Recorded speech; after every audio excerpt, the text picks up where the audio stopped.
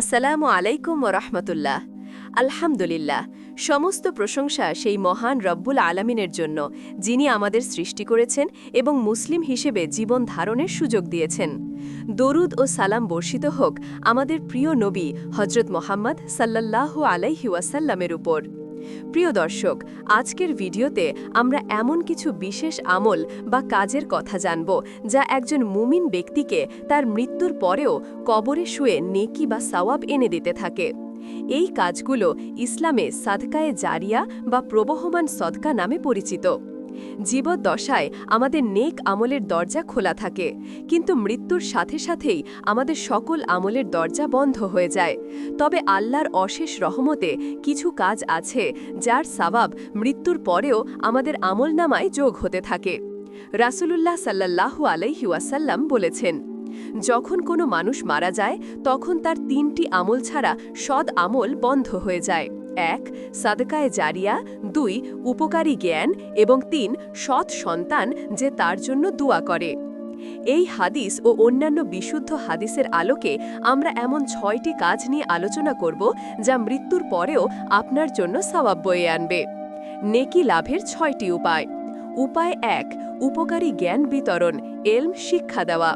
কোরআন, হাদিস, দ্বীনি মাসাইল বা মানুষের কল্যাণে আসে এমন কোনো বিজ্ঞান ও প্রযুক্তির জ্ঞান যা আপনি অন্যকে শিক্ষা দিলেন, লিখে গেলেন বা তার ব্যবস্থা করে গেলেন। যতক্ষণ মানুষ এই জ্ঞান দ্বারা উপকৃত হবে ততক্ষণের সওয়াব আপনি কবরে বসে পেতে থাকবেন। একটি ইসলামিক বই লেখা ও প্রকাশ করা, কোরআন শিক্ষার ব্যবস্থা করা বা মাদ্রাসায় আর্থিক সাহায্য করা। উপায় ২. নেক সন্তান রেখে যাওয়া।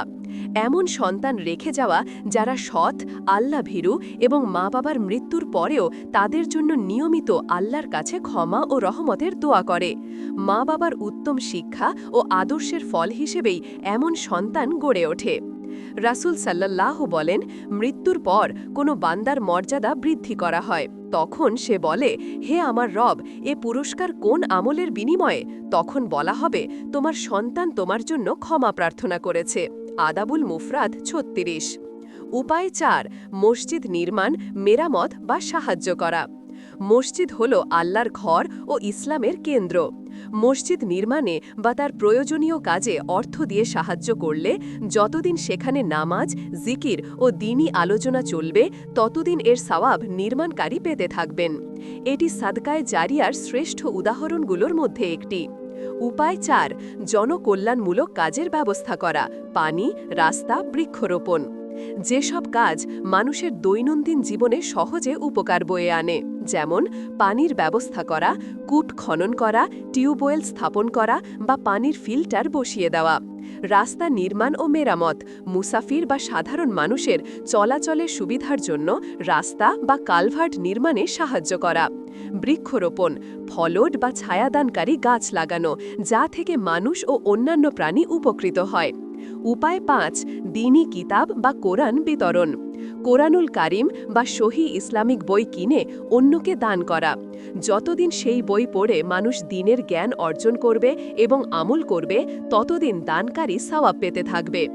আপনি যদি ৫০০ টাকা দিয়ে একটি কোরআন কাউকে দেন, তবে সে যতদিন এই কোরআন পড়বে আপনি তার সওয়াব পেতে থাকবেন। উপায় ৬. এতিমখানা বা জনহিতকর প্রতিষ্ঠান তৈরি। এতিম বা অভাবগ্রস্তদের জন্য আশ্রয় বা শিক্ষার ব্যবস্থা করা। একটি এতিমখানার নির্মাণে বা পরিচালনার জন্য অর্থ সাহায্য করলে যতদিন সেখান থেকে এতিমরা সুবিধা পাবে আপনি তার সওয়াব পেতে থাকবেন। এটি মানবতার সেবা ও সাদকায়ে জারিয়ার এক বিরাট মাধ্যম। প্রিয় দর্শক, এই ৬টি কাজই হল সেই মহাত আমল যা আমাদের মৃত্যুর পরেও নেকি উপার্জনের সুযোগ করে দেয়। জীবন খুবই সংক্ষিপ্ত, তাই এই সুযোগগুলোকে কাজে লাগানো আমাদের জন্য খুবই জরুরি। আমাদের সকলের উচিত নিজেদের সাধ্যমতো একটি বা একাধিক সাদকায়ে জারিয়ার কাজ করে যাওয়া, যাতে আমাদের মৃত্যুর পরেও আমাদের আমলনামা খালি না হয়ে যায়।